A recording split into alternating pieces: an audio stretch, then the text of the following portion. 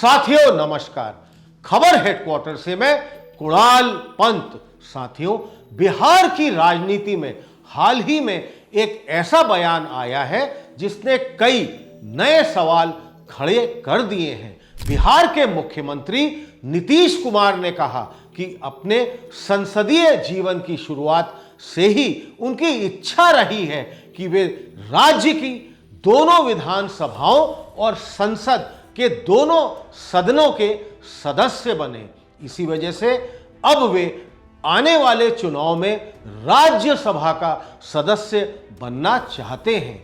साथियों, पहली नजर में यह बयान बहुत ही साधारण लग सकता है, लेकिन अगर बिहार की राजनीति को समझा जाए तो यह बयान काफी असामान्य लगता है, क्योंकि नीतीश कुमार वही नेता हैं जो पिछले लगभग 20 साल से बिहार के मुख्यमंत्री बने हुए हैं। इतना ही नहीं, हाल ही में वे 10वीं बार मुख्यमंत्री पद की शपथ ले चुके हैं। ऐसे में अचानक उनका दिल्ली जाकर राज्यसभा सांसद बनने की इच्छा जताना कई तरह की चर्चाओं को जन्म दे रहा है। दरअसल 2005 के बाद से बिहार की राजनीति में अगर किसी एक नेता ने लगातार प्रभाव बनाए रखा है तो वह है नीतीश कुमार। जब उन्होंने सत्ता संभाली थी तब बिहार को अक्सर एक ऐसे राज्य के रूप में देखा जाता था जहां प्रशासनिक व्यवस्था कमजोर हो चुकी थी।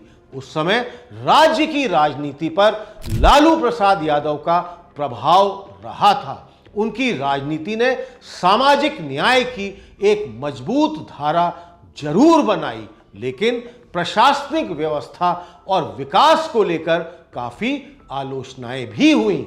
जब नीतीश कुमार सत्ता में आए तो उन्होंने राज्य में कई बदलाव लाने की कोशिश की। उन्होंने कानून व्यवस्था सुधारने पर जोर दिया, सड़कों और पुलों का बड़ा नेटवर्क खड़ा किया, बिजली की स्थिति में सुधार किया और प्रशासन को कुछ हद तक स्थिरता देने की कोशिश की।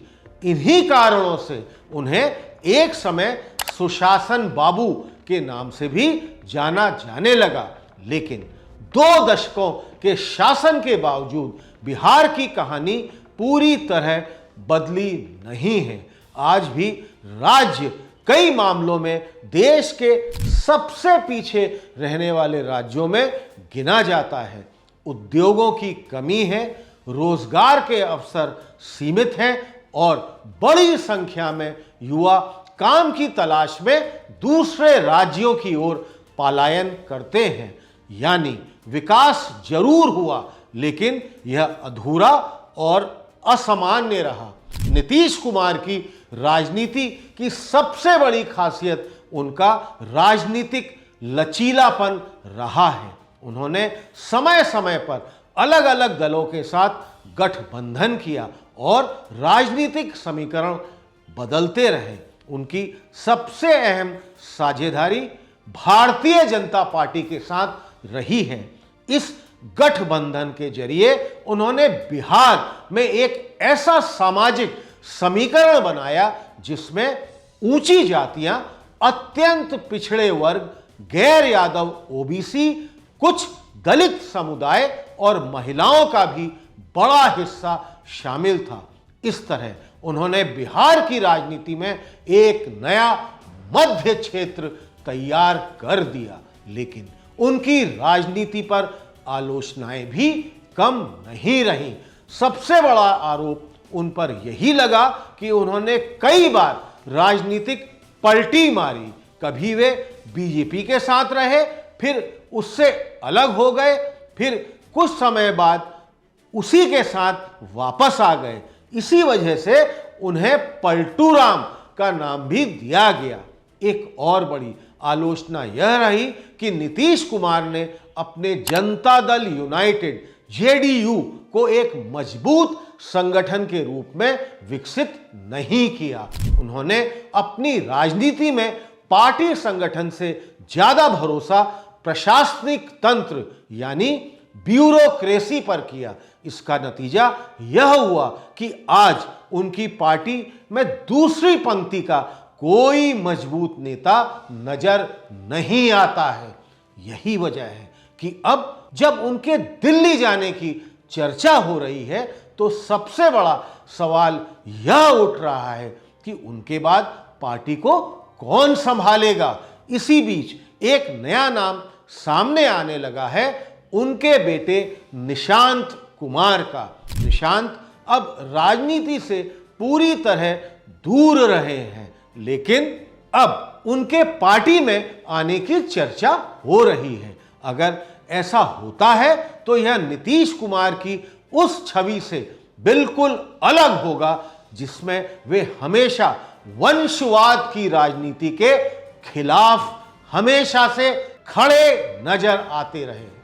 नीतीश कुमार के संभावित दिल्ली जाने का असर सिर्फ उनकी पार्टी तक सीमित नहीं रहेगा, यह बिहार की पूरी राजनीति को प्रभावित कर सकता है। पिछले कई दशकों से बिहार की राजनीति सामाजिक न्याय की राजनीति के इर्द गिर्द घूमती रही है। इसकी जड़ें भी बहुत पुरानी हैं। 1930 के दशक के त्रिवेणी संघ से लेकर 1990 के दशक के मंडल आंदोलन तक।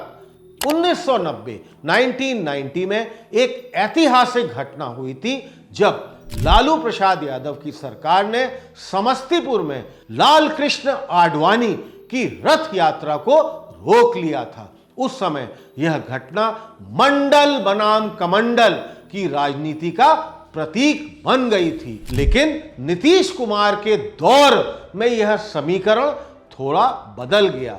बिहार में यह टकराव मंडल बनाम कमंडल से बदलकर मंडल और कमंडल बन गया, यानी सामाजिक न्याय की राजनीति और हिंदुत्व की राजनीति दोनों एक साथ चलती रही। अगर अब नीतीश कुमार सच में दिल्ली जाते हैं तो बिहार की राजनीति में एक नया दौर शुरू हो सकता है। संभव है कि बीजेपी पहली बार राज्य में पूरी तरह नेतृत्व की भूमिका में आ जाए। उस स्थिति में राजनीति का संतुलन बदल सकता है। जहां पहले सामाजिक न्याय की राजनीति आगे रहती थी, वहीं अब हिंदुत्व की राजनीति ज्यादा मजबूत होकर सामने आ सकती है। लेकिन कहानी यहां खत्म नहीं होती। पिछले विधानसभा चुनाव में एनडीए की जीत में सबसे बड़ा योगदान शायद नीतीश कुमार की छवि का ही था। लोगों ने सिर्फ एक नेता को नहीं बल्कि एक राजनीतिक विचार को वोट दिया था। एक ऐसा विचार जो विकास, स्थिरता और संतुलन की राजनीति की बात करता था। इसी वजह से आज बिहार की राजनीति के सामने एक बड़ा सवाल खड़ा हुआ है। क्या नीतीश कुमार का राजनीतिक दौर सच में खत्म होने वाला है, या फिर भले ही वे दिल्ली चले जाएं, लेकिन उनका प्रभाव बिहार की राजनीति में लंबे समय तक बना रहेगा। और सबसे बड़ा सवाल यही है कि नीतीश के बाद बिहार की राजनीति की दिशा आखिर क्या होगी।